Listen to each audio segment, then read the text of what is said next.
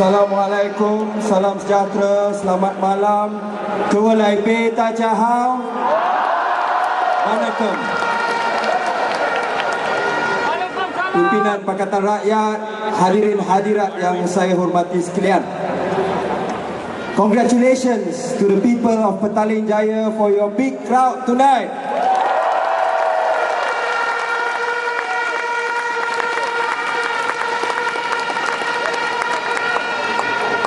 We are in the final hours of campaigning before we close the 13th general election campaigns, the most important campaign in our country's history. Why is this the most important campaign in our country's history? Because finally we have the chance to take over Putrajaya.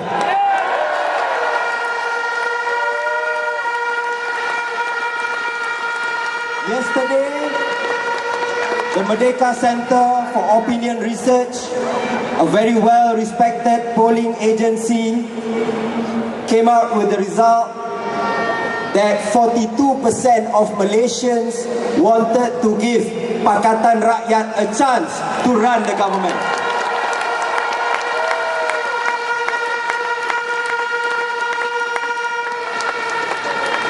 Okay, there's an announcement. There's a missing child wearing a white t-shirt. Gavin Ong, 10 years old.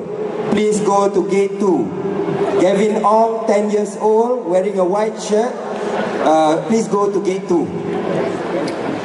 So, we have Merdeka Center saying that 42% of Malaysians wanting or saying that Pakatan is ready to run the federal government. Okay. Sorry, and please, just in case you didn't hear, Gavin Ong, white t-shirt, 10 years old, please go to gate 2. Missing child, so please, if you find the child, please go urgently.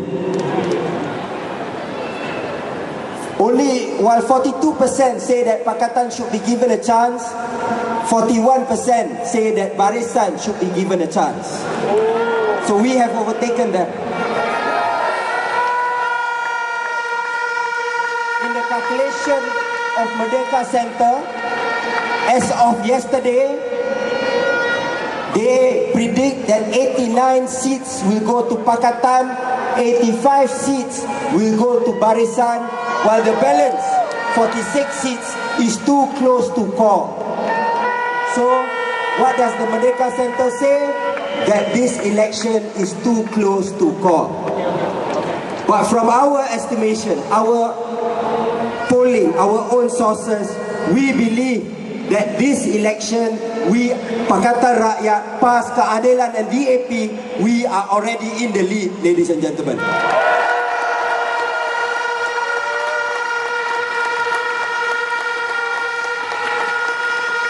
Why? Because 5 years ago, the people of the Klang Valley overwhelmingly voted for Pakatan. Many of you who did not know who Nick Nazmi was, who Hannah Yo was, who many other young candidates were, but you gave your support to us in 2008 because you wanted change, you wanted a different type of government.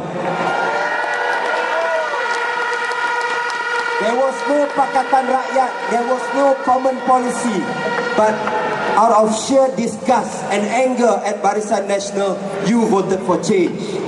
This time around, ladies and gentlemen, this time around, if in 2008, we must remember, 51% of the people in Peninsular Malaysia voted for PAS, Keadilan and DAP, this time around, the people of Sabah and Sarawak too want to join the movement for change.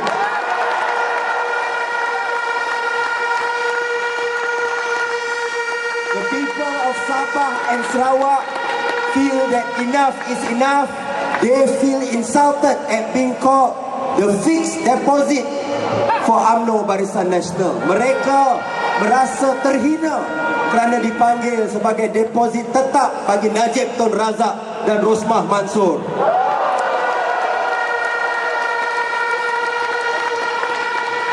Sebab itu, hari ini pergi mana-mana di negeri Sabah, daripada Kota Kinabalu ke Sempurna, orang Sabah kata, ini kalilah kita tukar. I went to campaign in a long house in Sarawak, an Iban long house, 100% Christians. Before this, they were very scared of PAS. Why? Because Barisan Nasional said if you vote for PAS, semua kena potong. Patutnya Chua Solek saja kena potong.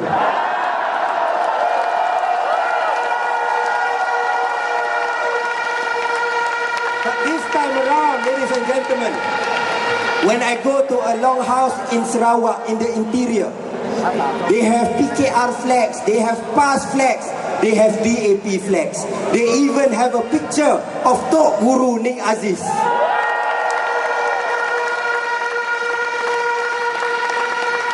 No one in that long house wants to have a picture of Zulkifli Nordin. But they want a picture of Tok Guru Ning Aziz Nikmat, because to them, they see him as an exemplary, not only Muslim, but Malaysian leader.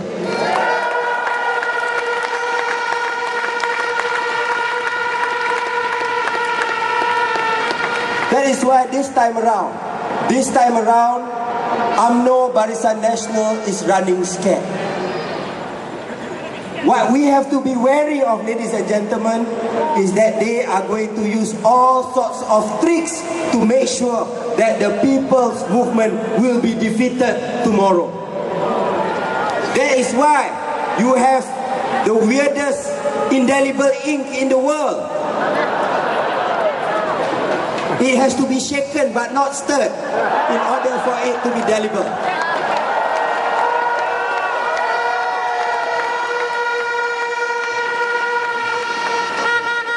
That is why we have received information, confirmed information, that thousands of voters are being brought in from Sabah and Sarawak, many of them non-citizens, to vote in Selangor, to vote in the Peninsula to defeat Pakatan.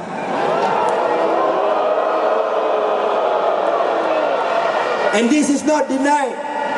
Tengku Adnan sendiri mengaku, tapi dia kata, oh ini pengundi-pengundi Sabah Sarawak yang bertugas di Sabah Sarawak, kita nak bawa mereka ke Semenanjung.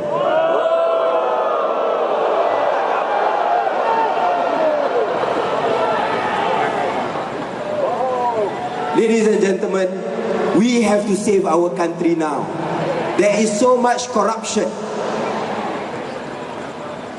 You go everywhere. I wouldn't talk about the big projects because I'm sure we are all aware. The BKFZ, 12.5 billion. The NFC, 250 million ringgit. We have so many other scandals in the country right now. The big ones. But we also have the small ones. Like, I'm not sure whether YB Hena touched about just now or not, but things like how they steal our land, how they get land at 2 ringgit per square feet in USJ in 2001, how they get UMNO, Kelana Jaya managed to get land at 1 ringgit per square feet in SS7 Kelana Jaya. When we ask them, bila kita dedahkan dalam Dewan Negeri, mereka kata, oh nak, ini untuk tujuan masyarakat. When we go there, tadika pun tak ada, Dewan pun tak ada, yang ada kondominium tinggi.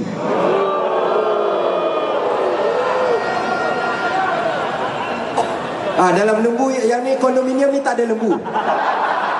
Lembu Syarizah tak mau duduk Kelana Jaya, dia nak duduk kat Bangsa dengan Singapura. Kelana Jaya is not classy enough for Syarizah's lembus.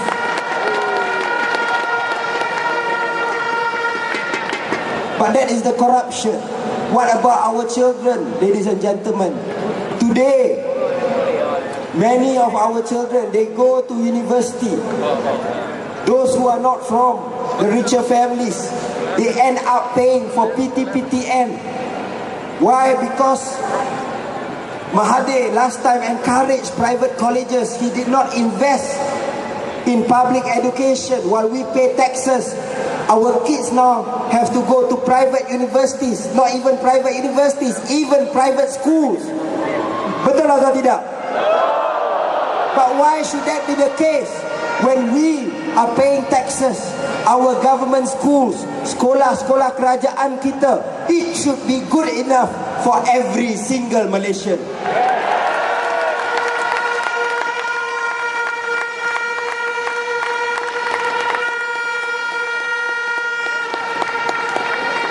We see today our young graduates, after they leave the universities, when they want to buy cars, ladies and gentlemen, the cost of a basic local car, a Myvi, currently the cheapest rate is 46,000 ringgit. 46,000 ringgit, actually the Myvi price is only 25,000 ringgit. 21,000 is excise duties and sales tax by the government. Why should we be paying tax for the cheapest car? Why should we be paying an 85% tax for the cheapest car? Our public transport is in a bad shape, but our cars are expensive. We used during our father's time to be able to pay for cars in 3-year loans. Today we have to take 9-year loans baru boleh bayar kereta. Because our salaries are not increasing, but the cost of living is increasing. That is why, ladies and gentlemen, my parents like to complain. Parents saya suka complain. Dia cakap apa? Dulu bila dia mula-mula kerja, dia boleh hantar duit kat kampung. Sekarang bila anak dia mula kerja, dia kena tolong bayar gaji anak dia top up.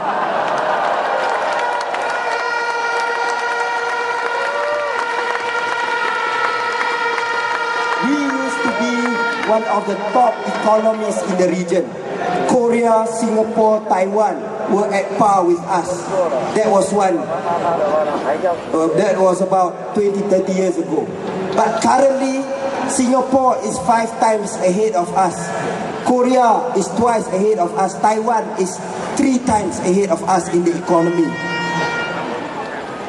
Ladies and gentlemen, if we do not change, if we do not save Malaysia today, what I fear is that 20-30 years time, we will be behind Indonesia. We will be behind Thailand. Don't be surprised. Don't be surprised. Indonesia just started really progressing after its reformasi in 1997-98.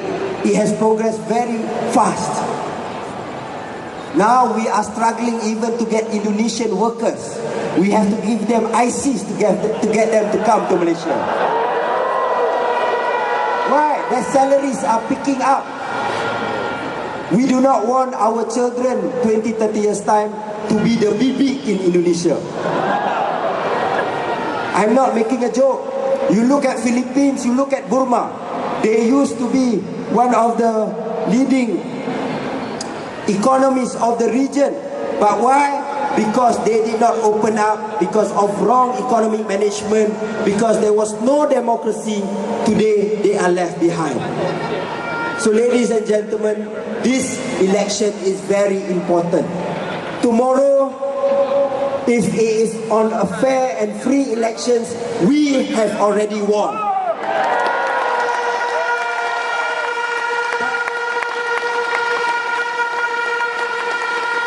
Tuan-tuan dan puan-puan, kita tahu ada penipuan. Ladies and gentlemen, we know that there will be cheating. There is already cheating. So, tomorrow, to make sure, for those of you who have registered to vote, please go out and vote early tomorrow. There will be a long queue, trust me. We might see the biggest turnout in the history of Malaysia.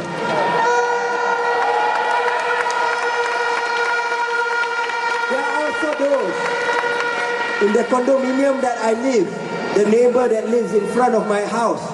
he complained to me. He got a letter from Najib. So I said, well, you know, all voters get the letter. Why are you complaining? I know you don't like Najib's face, but you can't complain. Every voter gets Najib's letters.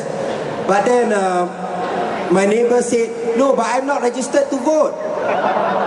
So I said, well, if you're not registered to vote, someone must have registered you. So make sure you show them that this is wrong, that you are not tolerating this by going out and voting tomorrow. Because if you don't go and vote, the various hantu raya, hantu pocong will come out and vote on your behalf. So tomorrow, ladies and gentlemen, is very important. It's for the future of Malaysia. We want a Malaysia that is not divided.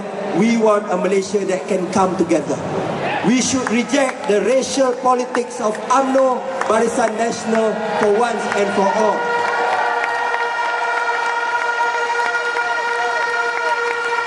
Malairen, Waren, Intoren, Women, Tosha, Ichiaren. We are all one family. So ladies and gentlemen, for the sake of our future, for the sake of our children, I urge you tomorrow to vote for PAS, to vote for keadilan, to vote for DAP, to vote for Pakatan. Thank you. Thank you so much, Saudara Nazmi. Terima kasih diucapkan kepada Saudara Nik Nazmi. Di sini ada beberapa pengumuman. Kenderaan BKK 2227, kenderaan BKK 22